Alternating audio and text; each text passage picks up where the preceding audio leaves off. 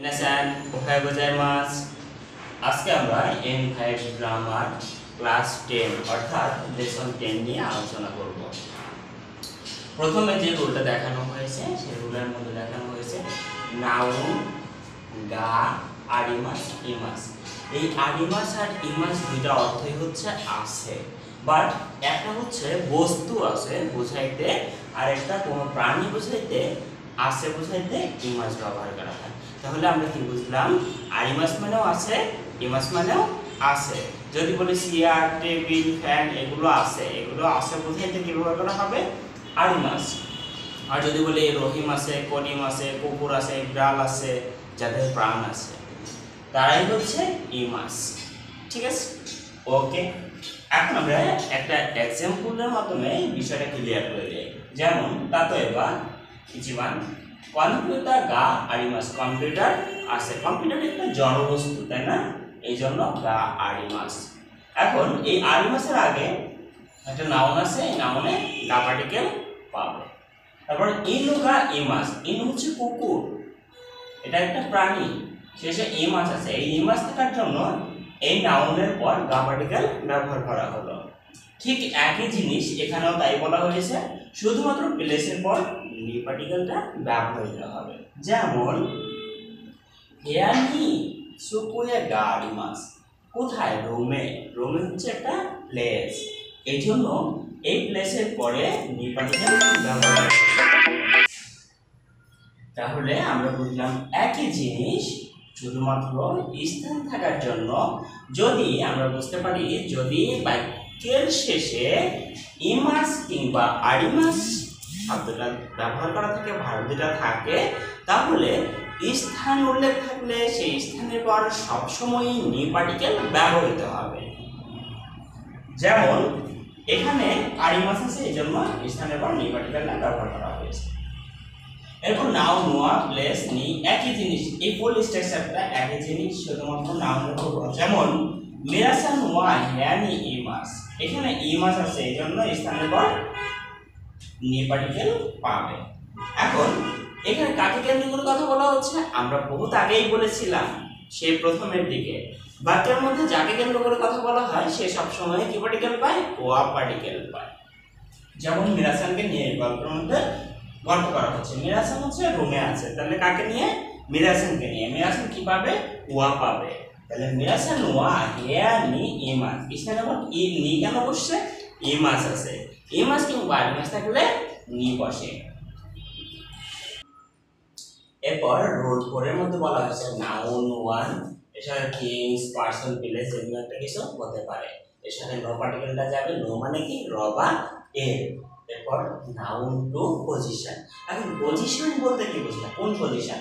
যেমন বামে, ডাইনে, উপরে, নিচে, এগুলো সব হচ্ছে এক একটা পজিশন।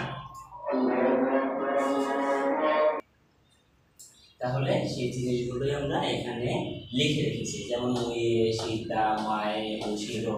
উয়ে হচ্ছে উপরে, সীতা নিচে, মায়ে ডাইনে, সামনে, উশিরো পিছনে, মেগি ডাইনে, হিতারি বামে, নাকা ভিতরে, ছোট বাইরে, থোনারি পাশে, চিকাকো নিকটে, কাছাকাছি, আয়দা মাঝখানে।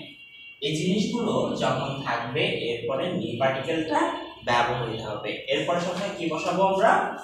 নি পার্টিকেল বসাবো, এটার পরে, এগুলার পরে।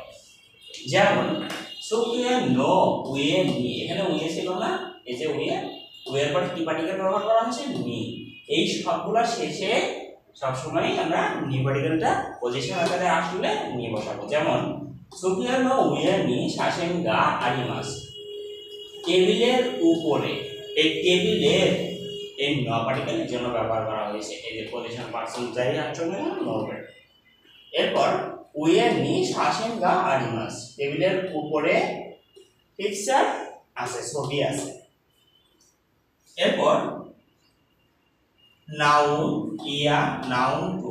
এই ইয়া মানে হচ্ছে এবং, এই ইয়া মানে কি? এবং। যেমন হাকো নো নাকা নি, বাক্সের ভিতরে, এই যে নাকা ছিল তাই না, কই নাকা, এই যে নাকা, নাকার পরে কি আসছে, নি পার্টিকেল আসছে। নাকা নি তেগামি ইয়া শাসিন গা। যখন দুইটা বস্তু একের পর এক বোঝানো হবে তখন এবং অর্থে ইয়া ব্যবহার করা হবে। তেগামি ইয়া শাসিন গা আরিমাস।